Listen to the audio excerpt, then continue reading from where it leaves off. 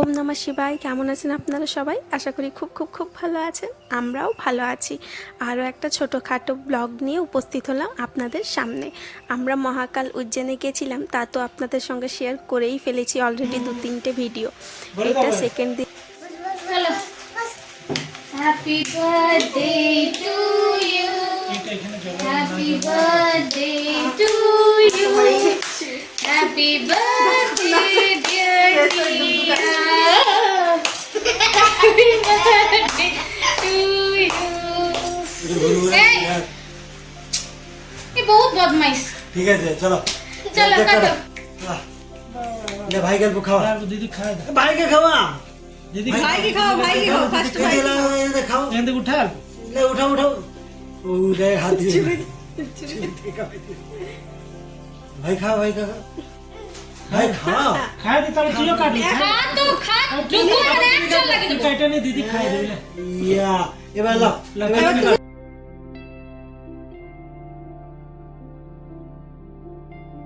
खाओ তোমাকে খাওয়াচ্ছি। बटे बटे ना लेकिन तुम्हारे एक बार खाओ এবারে ये तुम खाओ तुम खाओ तुम खाओ चलो तुम खाओ तुम बोलो थैंक यू हैप्पी बर्थडे बोल दो हैप्पी बर्थडे चलो चलो ठीक है दे दो এবারে এবারে माँ के खाओ, माँ के खाओ, খাও খাও। हाँ तुम ही खाओ।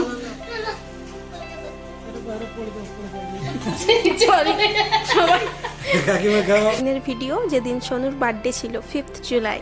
তো এখন সোনুর একটুখানি এখানেই কেক কাটিং করা হবে, ওর ভাইও যেহেতু এখানে আছে তো সেই জন্যে।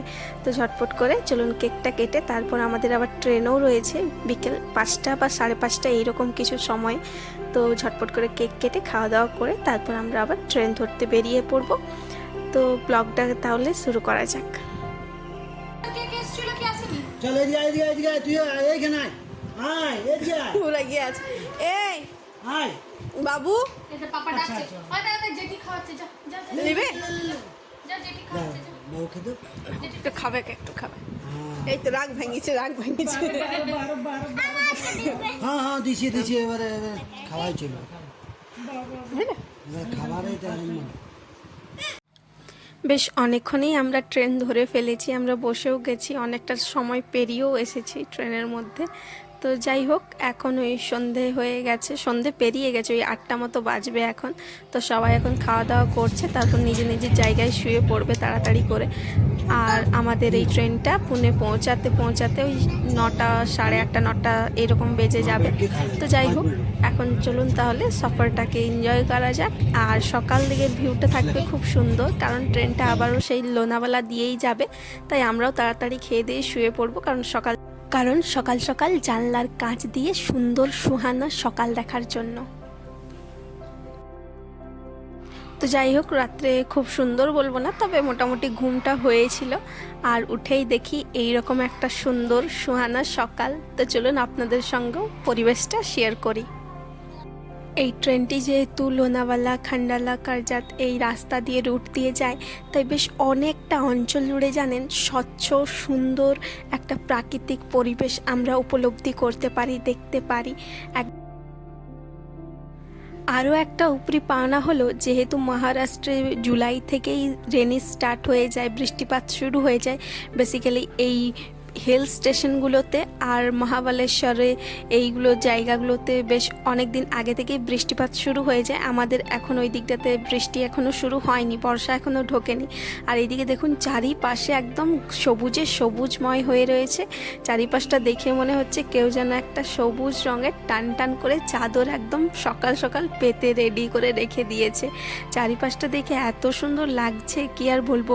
তবে হ্যাঁ, এখন আজকাল এই হিল স্টেশনে আসায় অনেকটা রিস্কও রয়েছে, নানান দিকে নানান দুর্ঘটনাও শুনতে পাচ্ছি।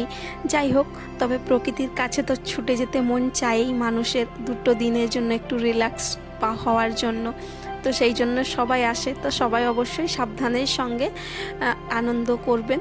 তো যাই হোক, আমরা এখন চলুন আমাদের গন্তব্যের দিকে পৌঁছোই। কিছুক্ষণের মধ্যেই ট্রেনটা পুনে ঢুকে যাবে। তবে আমরা পুনে অবধি যাব না, আমরা পুনের আগেই নেমে যাব, যেহেতু আমাদের হিজেবাড়ি যাওয়ার রয়েছে।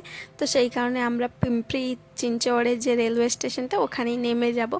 তো যাই হোক, ব্লগটা এখানেই রাখছি। সবাই প্রকৃতিটাকে এনজয় করতে থাকুন। বেশ অনেকগুলো ওয়াটারফলও দেখতে পারবেন। এই বর্ষার সময় তো পাহাড়গুলো একদম সেজে ওঠে নানা রূপে। তো যাই হোক, ভাই খুব ভালো থাকবেন, সুস্থ থাকবেন। দেখা হবে পরবর্তী গল্পের সঙ্গে। ততক্ষণের জন্য বাই বাই।